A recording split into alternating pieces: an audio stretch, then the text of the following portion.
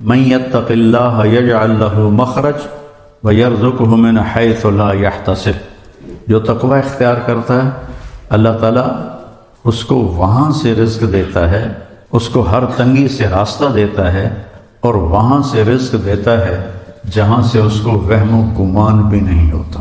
حضرت مقداد رضی اللہ تعالیٰ عنہ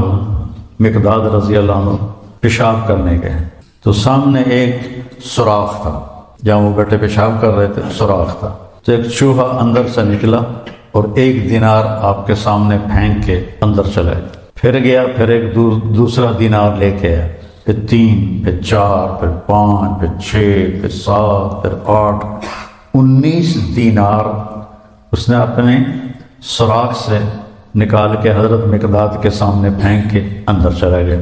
وہ بڑے بے حیران پریشان، انہوں نے وہ اٹھائے، فارغ ہو کر آ کر اللہ کے نبی کو پیش کیے کہ یا رسول اللہ میرے ساتھ تو یہ قصہ ہوا ہے، آج چوہے نے مجھے مالدار بنا دیا۔ تو آپ نے فرمایا یہ رزق ہے جو اللہ نے تجھے عطا کیا ہے۔ پھر یہ آیت پڑھی من یتق اللہ یجعل لہ مخرج ویرزقہ من حیث لا یحتسب۔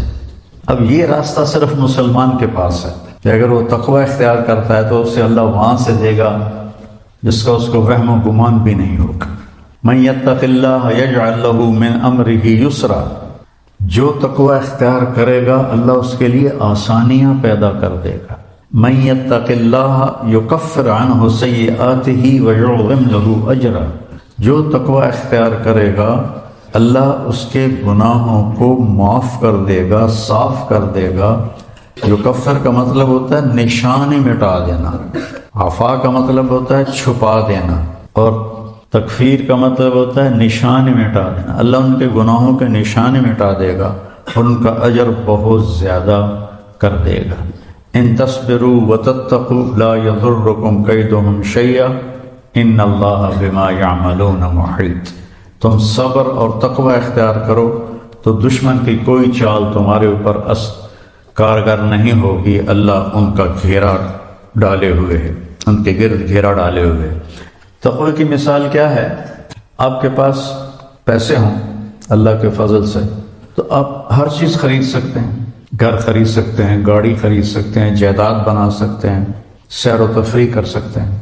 تو تقوی ایک ایسا سرمایہ ہے جس سے آپ دین کے ہر عمل پہ چل سکتے ہیں۔ تقوی ایک ایسا سرمایہ ہے جس پر آپ دین کے ہر عمل کو اپنا سکتے ہیں اور اس پہ چل سکتے ہیں۔ حضرت عمر نے کعب احبار سے پوچھا تقوی کیا ہے؟ کیونکہ قرآن میں مختلف تعبیرات ہیں تقوی کی۔ تو حضرت عمر نے پوچھا، کعب احبار یہودی عالم تھے، ایمان لائے تھے، تابعی ہیں، مت تقوی۔ فرمانے لگے کبھی کانٹوں بھرے راستے پہ چلے ہو؟ تو ہاں۔ کہنے لگے ہاں، اور اب میں تو کانٹے ہی کانٹے تھے، کوئی سبزہ تو تھا ہی نہیں۔ تو کہنے لگے پھر کیا کرتے ہو؟ کہا میں اپنا کرتا سمیٹ لیتا ہوں، دامن سمیٹ لیتا ہوں اور کانٹوں سے بچا کے آگے نکل جاتا ہوں۔ کہا بس یہ تقوی ہے کہ چاروں طرف گناہوں کے خاردار کانٹے ہیں، اس سے اپنے دامن کو بچا کر پار نکل جاؤ۔ اور دوسرا کہ لوگوں کے سخت رویے ہیں، کانٹوں کی طرح چبھتے ہیں، ایک جملہ آدمی کو ساری رات نہیں سونے دیتا، یہ اتنا زخم ہوتا ہے۔ جب حارث بن ابی سفیان اور عبداللہ وہ ایمان لانے کے لیے تشریف لائے فتح مکہ سے پہلے، تو آپ نے ان کو ملنے سے انکار کر دیا کہ مجھے ان کا ایمان قبول نہیں ہے، کہ یہ میرے بارے میں بہت سخت باتیں کرتے تھے۔ طائف والوں نے پتھر مارے، جب وہ آئے تو ان کا استقبال کیا، ان کے ساتھ بیٹھ کے رات کا کھانا کھاتے تھے۔ ایک رات نہیں کھایا تو آ کے معذرت کی کہ میری تلاوت رہ گئی تھی اس لیے میں نہیں آ سکا۔ اور یہ ایک پھوپھی کا بیٹا ہے اور ایک تایا کا بیٹا ہے۔ تو ابو سفیان بن حارث آپ کے سب سے بڑے تایا تھے، کہ مجھے ان کا ایمان قبول نہیں ہے، یہ میرے بارے میں بہت سخت باتیں کرتے تھے۔ پھر حضرت ام سلمہ نے سفارش کی تو پھر ان کو بلایا۔ تو لوگوں کے سخت رویے کانٹوں کی طرح ایسے راستے میں ہیں، ان میں الجھنے کی بجائے دامن بچاؤ، کان بند کرو اور آگے چلے جاؤ، جواب دینے کے چکر میں نہ پڑو۔ اور اپنے دل کو صاف کر کے آگے نکل جاؤ۔ تو روزے کا صلہ بتایا گیا ہے تقوی، کہ اس سے انسان کو تقوی حاصل ہوتا ہے، اللہ کی خشیت، اللہ سے حیا کو تقوی کہتے ہیں۔ ایک گناہ نہ کرنا کہ دوزخ میں جاؤں گا، یہ بھی ایمان کا حصہ ہے۔ ایک گناہ نہ کرنا کہ مجھے اللہ سے شرم آتی، مجھے اللہ سے حیا آتی ہے، یہ حیا کا جو درجہ ہے یہ خوف کے درجے سے بڑا ہے۔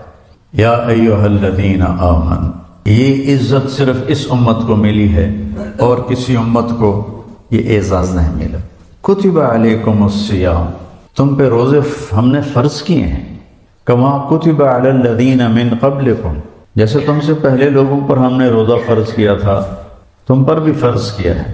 کیا ملے گا؟ لعلکم تتقون، تمہیں تقوی ملے گا۔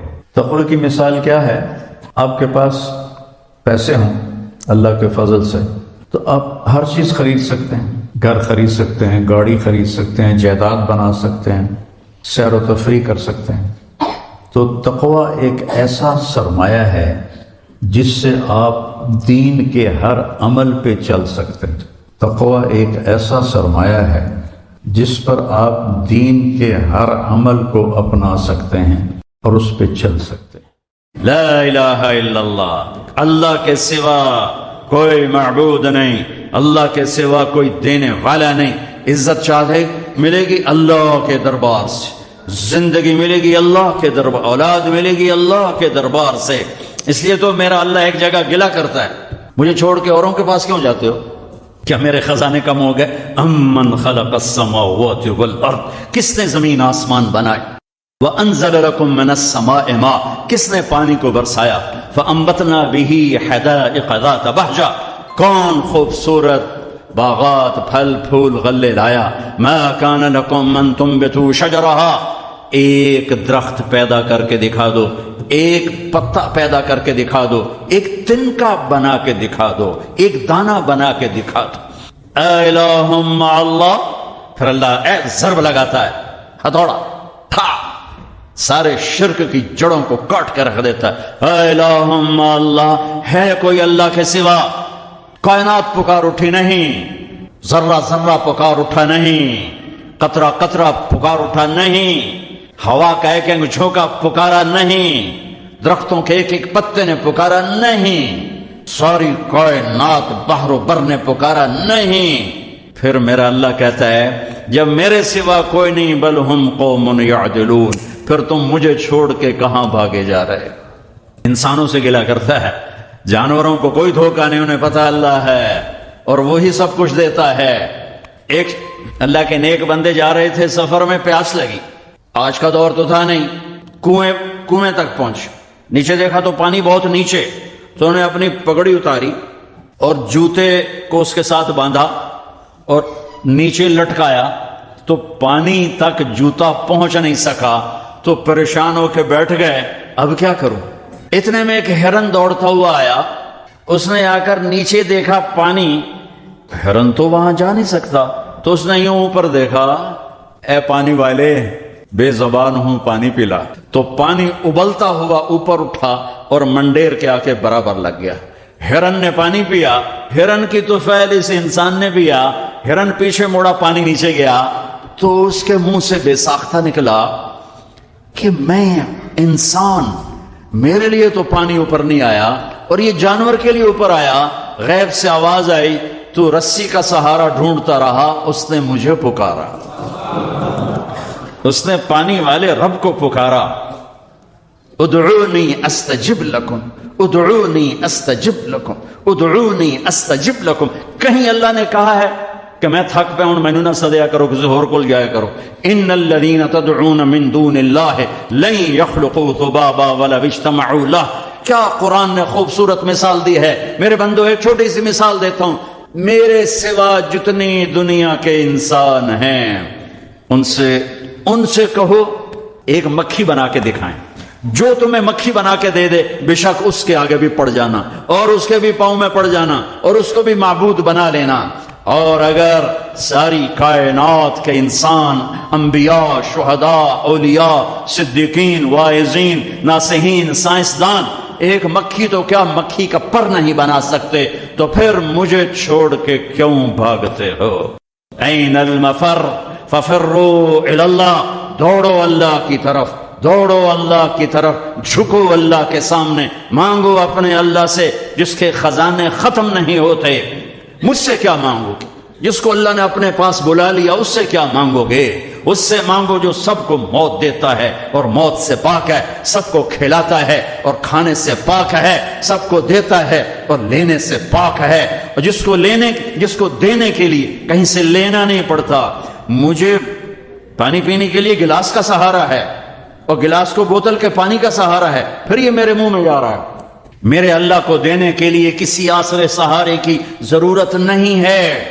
قل اللہم مالک الملک تؤتی الملک من تشاء وتنزع الملک ممن تشاء وتعز من تشاء وتذل من تشاء بیدک الخیر انک علی کل شیء قدیر تولج اللیل فی النہار وتولج النہار فی اللیل وتخرج الحی من المیت وتخرج المیت من الحی وترزق من تشاء بغیر حساب۔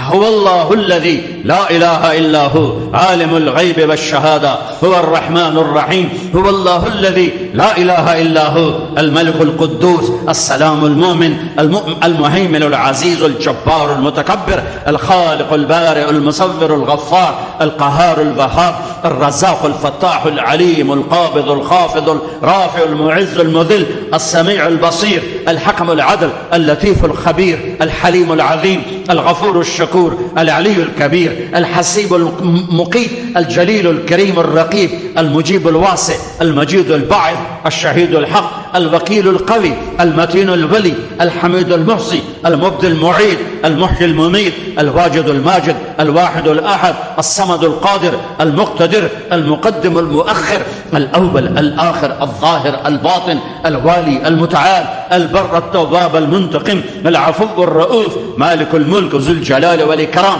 المقسط الجامع الغني المغني المانع الضار النافع النور الهادي البديع الباقي الوارث الرشيد الصبور الحنان المنان ذلكم الله ربكم الحق۔ یہ اللہ ہے، یہ اللہ ہے، یہ میرے نبی نے تعارف کروایا، یہ میرے نبی نے تعارف کروایا۔ میرے نبی نے فرمایا، میرا اللہ کہتا ہے لو ان اولکم وآخرکم وانسکم وجنکم وحیکم ومیتکم ورطبکم ویابسکم وصغیرکم وکبیرکم وذکرکم وانثاکم، میرے بندو انسان بھی آ جاؤ، جنات بھی آ جاؤ، بچے بھی آ جاؤ، بڑے بھی آ جاؤ، بوڑھے بھی آ جاؤ، جوان بھی آ جاؤ، مرد بھی آ جاؤ، عورت بھی آ جاؤ، خشک بھی آ جاؤ، تر بھی آ جاؤ، اگلے بھی آ جاؤ، پچھلے بھی آ جاؤ، سارے آ جاؤ، فقاموا فی صعید واحد، سارے اکٹھے ہو جاؤ، فسألونی، مانگو۔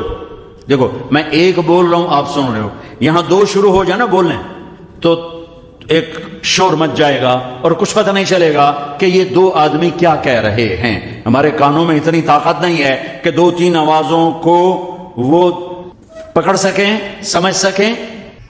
میرا اللہ کہتا ہے اگلے پچھلے، نئے پرانے، زندہ مردہ، بوڑھے جوان، چھوٹے بڑے، مرد عورت، خشک اور تر، انسان اور جنات، آؤ فسألو، اکٹھے مانگو اللہ تعالیٰ سے، اکٹھے مانگو۔ جنات بولے، انسان بولے، عورتیں بولی، مرد بولے، جانور بولے، اگلے بولے، پچھلے بولے۔ اس وقت اس ٹائم پر 4:12 پر دنیا میں 6010 زبانیں بولی جا رہی ہیں۔ اس ٹائم میں 6010 زبانیں بولی جا رہی، ہزاروں مٹ گئیں، آگے ہزاروں پیدا ہوں گی۔ میرا اللہ کہتا اپنی اپنی زبانوں میں مانگو، میں قربان جاؤں۔ سنو کیا کہتا ہے، یسمع ضجیجہم باختلاف لغاتہم ولہجاتہم، تمہارا مانگنا وہ آواز نہیں ہوگا، وہ شور و غوغا ہوگا، وہ ہنگامہ ہوگا، اور تیرا رب وہ رب ہے کہ اس ہنگامے میں ہر ایک کی الگ الگ سنے گا اور اسے خطا نہ لگے گی، اسے خطا نہ لگے گی۔ گونگے اشارے کر رہے ہیں، وہ اشارے سمجھے گا۔ چائنی اپنی میں بول رہا ہے، اردو والا اپنی میں، پنجابی اپنی میں، پٹھان اپنی میں، سندھی اپنی میں، اور اس کہتا میں سب کی سن کر سب کا چاہا سب کو دے دوں۔ ما نقص ذلك مما عندي الا كما ينقص المخيط اذا ادخل البحر۔ اللہ اکبر۔ یہ دیکھو، ادھر دیکھو سارے، یہ میں نے انگلی ڈالی، باہر نکالی، پانی کا قطرہ نظر آیا؟ اس میں کمی آئی کہ نہیں آئی؟ کمی آئی ہے نا، ایک تھوڑا سا پانی نکلا ہے اور کمی آئی ہے. تو میرا نبی فرماتا ہے کہ تم سارے مانگو، وہ سب کا چاہا سب کو دے دے، تو اس کے خزانوں میں اتنی بھی کمی نہیں آتی جتنا سوئی ڈبو کر باہر نکالو تو آتی. انگلی پہ زیادہ پانی لگ گیا، سوئی پہ تھوڑا لگے گا، تھوڑا سا لگے گا، بلکہ جو لگا وہ بھی گر جائے گا اور صرف تری رہ جائے گی. میں قربان جاؤں میرے مولا تیرے کیا خزانے ہیں. وہ کہتا ارے مجھے چھوڑ کر کدھر بھاگے جا رہے بیوقوف، ارے میرے در پہ جھک. ففروا الی اللہ، ففروا الی اللہ، دوڑو اللہ کی طرف. رکضا الی اللہ من غیر ذات الا التقى وعمل المعاد. اور وہ ایسا ہائے ہائے ہائے ہائے کدے ساڑی سندا نہیں. یہ کون بے وقوف کہتا ساڑی سندا نہیں؟ میں قربان جاؤں. پہلی آیت کیا ہے؟ الحمدللہ ہے، بولو زور سے. رب المسلمین تو نہیں کہا ہے، کیا کہا ہے؟ ہاں، اسے پتا تھا سارے تو مومن نہیں ہوں گے، سارے تو مسلم نہیں ہوں گے، اور پھر مسلمانوں میں سارے تو نیک نہیں ہوں گے، تو میں صرف کوئی نیکوں کا رب ہوں، میں صرف کوئی مسلمانوں کا رب ہوں، میں تو کل دنیا کے انسانوں کا رب ہوں. لہذا مجھ سے مانگنے کے لیے بس ایک شرط ہے جو ہر آدمی کر سکتا ہے، امن یجیب المضطر اذا دعاہ. میں تجھ سے تقوی نہیں مانگتا، میں کہتا ہوں میرے سامنے 2 آنسو بہا، میں تیری سن لوں گا. بس آ کے رو پاؤ، آ جا تو آ کے رو پاؤ، بس پھر میں تیری سنوں گا. تو مجھے آنسو دے دے، 2 آنسو دے دے. یہ کہتا جی میں تو یہ رونا نہیں آمدہ. اچھا چلو نہیں رونا آمدہ، ہائے کرنا تو آمدہ نا جی. ہائے ہائے تو میں کر سکنا، میں تو ہائے کر اللہ کے عرش کے دروازے کھل جائیں گے. وہ تو دینے کے لیے بیٹھا ہے، ہم تو مائل بکرم ہیں، کوئی سائل ہی نہیں. اس کے خزانے ہیں کس لیے؟ دینے کے لیے تو ہیں.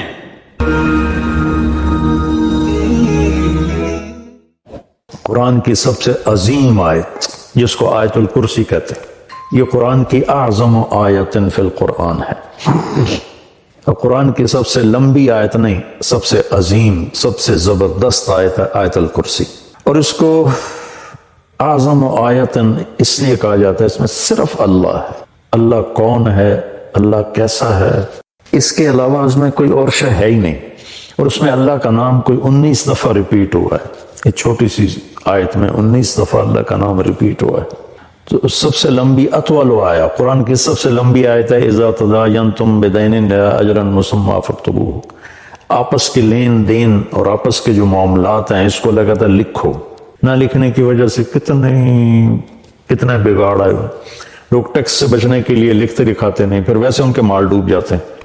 اور ہمارے فیصل آباد کی سوتر منڈی میں روز کوئی پارٹی بیٹھی ہوتی ہے کہ لکھت پڑھت کوئی نہیں، صرف پرچیاں چلتی ہیں. تو اس پر پھر کسی کی نیت خراب ہو جاتی ہے تو لے کے بیٹھ جاتا ہے، کہتا میرے پاس ہے کوئی نہیں، بھاگ جاتے ہیں. تو وہ اس کو اللہ نے اتنے اہتمام سے بیان کیا کہ اتنی لمبی کوئی آیت نہیں پورے قرآن کہ معاملات جو لین دین، تجارت، قرضہ، آپس کی جو یہ اکانومی کے معاملات ہیں، ان کو اللہ کہتا ہے لکھو، تاکہ اگر کوئی انکاری ہو تو اس کو پیش کرو، بھائی تیرے اپنے ہاتھ کا لکھا ہوا ہے. اخوف آیت فی القرآن، قرآن کی سب سے زیادہ ڈرانے والی آیت وہ ہے فَمَن يَعْمَلْ مِثْقَالَ ذَرَّةٍ خَيْرًا يَرَهُ وَمَن يَعْمَلْ مِثْقَالَ ذَرَّةٍ شَرًّا يَرَهُ. ایک رائی کے برابر اچھا کرو گے تو صلہ پاؤ گے، ایک رائی کے برابر برائی کرو گے تو صلہ پاؤ گے. یہ قرآن کی سب سے خوفناک ڈرانے والی آیت. اور اس کے بالمقابل ارجع آیت فی القرآن، قرآن کی سب سے زیادہ امید دلانے والی آیت یا عبادی الذین اسرفوا علی انفسہم لا تقنطوا من رحمت اللہ ان اللہ یغفر الذنوب جميعا. کہ اے میرے نافرمان بندو جنہوں نے اپنے نفسوں پہ ظلم کیا، اللہ کی رحمت سے مایوس نہ ہو، تم توبہ کرو میں ساری معاف کر دوں گا. توبہ شرط ہے کہ ساری معاف کر دوں گا. اور اللہ اپنی رحمت کو ایک حدیث میں اللہ کے نبی نے بتایا، اللہ یوں بیان فرماتے ہیں ابن آدم لو بلغت ذنوبک عنان السماء ثم استغفرتنی غفرت لک ولا ابالی. میرے بندے اگر تو اتنے گناہ کر کے زمین سے اٹھا کے آسمان کی چھت کو لگا دے، پھر صرف ایک دفعہ کہہ دے یا اللہ میری توبہ تو میں ساری معاف کر دوں گا، ولا ابالی، اور مجھے کوئی پرواہ نہیں ہوگی. اور یہ قرآن کی سب سے امید والی آیت ہے، اور قرآن کی سب سے زیادہ عدل والی آیت، اور قرآن کی سب سے زیادہ اعتدال والی آیت ان اللہ یأمر بالعدل والاحسان وایتاء ذی القربى وینہی عن الفحشاء والمنکر والبغی یعظکم لعلکم تذکرون. اللہ تمہیں حکم کرتا ہے عدل کرو، رشتہ داروں کو خاص طور پہ ترجیح دو، اور ان کے ساتھ اچھا سلوک کرو، ان کو دو، اللہ نے تمہیں دیا تو ان کو دو، اور احسان کرو۔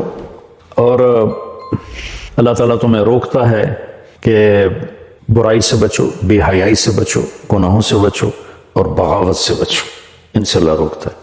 پھر دوزخ والوں کے لیے سب سے زیادہ سخت آیت ہے فذوقوا فلن نزیدکم الا عذابا، کہ یہ عذاب چکھو، یہ ہمیشہ بڑھتا رہے گا، کبھی کم نہیں ہوگا۔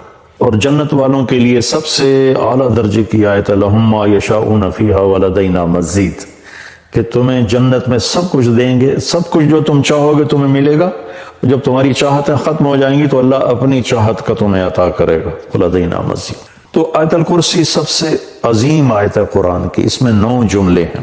اللہ لا الہ الا هو الحی القیوم لا تأخذہ سنۃ ولا نوم لہ ما فی السماوات وما فی الارض من ذا الذی یشفع عنده الا بإذنہ یعلم ما بین ایدیہم وما خلفہم ولا یحیطون بشیء من علمہ الا بما شاء وسع کرسیہ السماوات والارض ولا یعودہ حفظہما وهو العلی العظیم۔ 9 جملے ہیں۔ یعلم ما بین ایدیہم وما خلفہم، یہ درمیان کا جملہ ہے کہ وہ سب کچھ جانتا ہے، آگے بھی پیچھے بھی، کائنات کے کوئی چیز اس سے چھپی ہوئی نہیں۔ 4 جملے اس سے پہلے ہیں، 4 اس کے بعد ہیں۔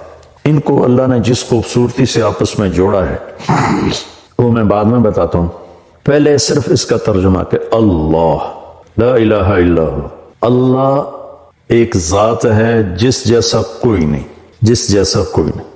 یہ ایک دعویٰ ہے، اس دعوے کی دلیل کیا ہے؟ الحی القیوم، ہمیشہ زندہ ہے، ہمیشہ قائم ہے۔ لا تاخذہ سنۃ ولا نوم، نہ اونگتا ہے اور نہ سوتا ہے۔ لہ ما فی السماوات وما فی الارض، زمین آسمان میں سب کچھ اس کا ہے۔ چوتھا، یہ ابھی اللہ کے دلیلیں دے رہا ہے کہ میں ایک اکیلا اللہ کیوں ہوں، کہ میں ہمیشہ زندہ ہوں، ہمیشہ قائم۔ کوئی اور ہے؟ مجھے نہ نیند آتی نہ اونگ آتی، کوئی اور ہے؟ زمین آسمان میں میری چلتی ہے، کوئی اور ہے؟ سورج کو ہم نکالتے ہیں یا چاند کو ہم گھٹاتے اور بڑھاتے ہیں۔ من ذا الذی یشفع عندہ الا بإذنہ، کسی میں طاقت ہے کہ اس کے سامنے اس کی اجازت کے بغیر کوئی بول سکے۔ یعلم ما بین ایدیہم وما خلفہم، آگے بھی جانتا ہے، پیچھے بھی جانتا ہے۔ ولا یحیطون بشیء من علمہ الا بما شاء، اس کے علم میں سے اتنا ہی ملتا ہے جتنا اللہ دیتا ہے، باقی انسان جاہل رہتا ہے۔ ولا یعودہ حفظہما، اس کو زمین آسمان کا نظام چلانا تھکاتا نہیں۔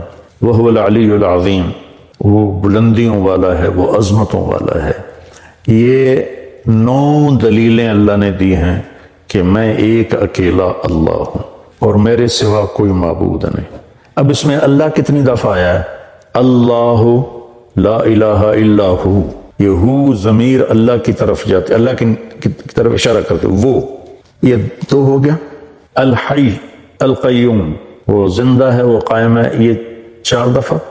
حی کے اندر ضمیر ہے، وہ 5 دفعہ۔ القیوم کے اندر ضمیر ہے، وہ 6 دفعہ ہو گیا۔ لا تاخذہ، یہاں ہو ضمیر ہے اللہ کی طرف، یہ 6 ہو گیا۔ لہو ما فی السماوات وما فی الارض، لہو میں سب کچھ اس کا، یہ 7 ہو گیا۔ من ذا الذی یشفع عندہ، یا ہو پھر 8، الا باذنہ، یہ ہی 9۔ ولا یحیطون بشیء من علمہ 10، الا بما شاء، شاء کے اندر ضمیر ہے 11۔